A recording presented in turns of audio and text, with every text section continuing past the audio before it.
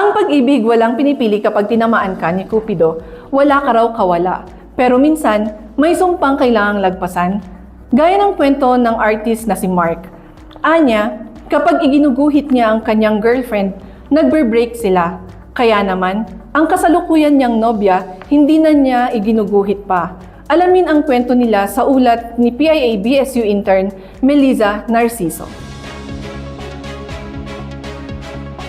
Ang pag-ibig walang pinipiling lugar at panahon.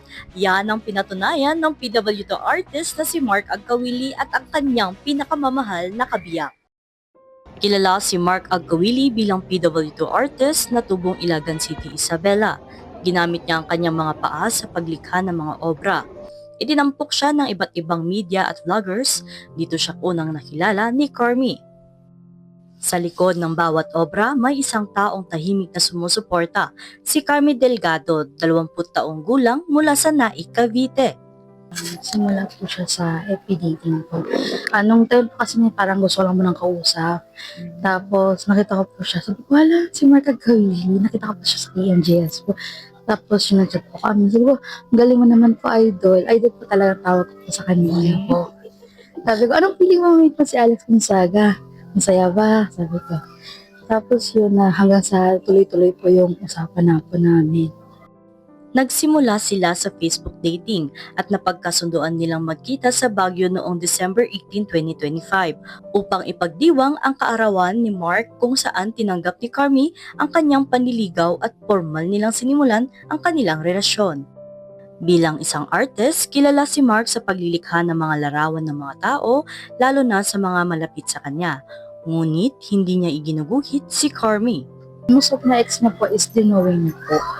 Halos kadalasan ng niligawan po ito niya, yung jowa. Nag-break talaga po sila. Kaya sabi po sa akin ng mga co-artist niya, huwag kang magpapadrawing sa kanya kasi mag-break talaga kayo. Gaya ng ibang relasyon, hindi naging madali ang naging landas nila. Nagkaroon din sila ng mga hindi pagkakaintindihan. Namating sa part na parang gusto ko nang sumuko nung time na yun kasi hindi ko na po maintindihan ang ugali niya. Halos everyday na po kami nag-away. Hanggang sa akin sa puso, sabi ko, di want to continue, ito pa ending na. Kasi mahirap na po ito. Sabi naman niya, magbabago naman ako. Ngunit sa halip na talikuran ang isa't isa, pinili nila mag-usap at mag-ayos. Isang paalala na sa bawat relasyon, mahalaga ang komunikasyon at pag-unawa. Iginuhit ni Mark ang alagang pusa at ang ina ni Carmi upang ipakita ang kanyang pagmamahal. Nag-usap kami tapos nag-sorry po siya. Nagpakumbaba siya. May time kasi po kami pares kami mapahit po. Kaya magkakaintindihan po. Sa huli, natuto sila na sa pamamagitan ng usap at pag-unawa, kayang harapin ang mga problema. Asawa ko, Advance Happy Valentine's Day.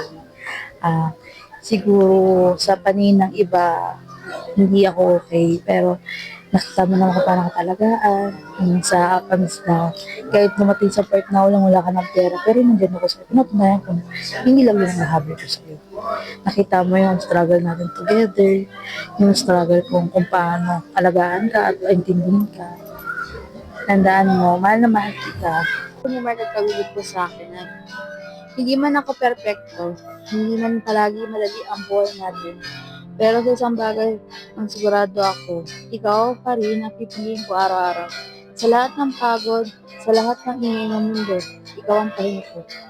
Salamat, mamahal mo na tahimik, pero totoo. Kapag intindi kahit minsan hindi ako marunong magpaliwanag, at nananatili kahit may mga araw na mahirap mahalin ang isa't isa. Ikaw ang kasama ko sa laban, sa pangarap at sa pagganda. Mahal na mahal kita, asawa ko, hindi lang ngayong Valentine's kundi sa lahat ng araw. Ang kanilang relasyon na ipapakita na hindi lang pag-ibig ang kumukulay, kundi ang pagtsatsaga at pagkakaintindihan. Sa bawat tinta at kulay ng pinta, mababakas sa sining ni Mark ang pinagmumulan ng lakas niya sa buhay na hinubog ng pusong nagmamahal. Ito si PIA-BSU intern Melissa Narciso para sa PIA News, Cordillera.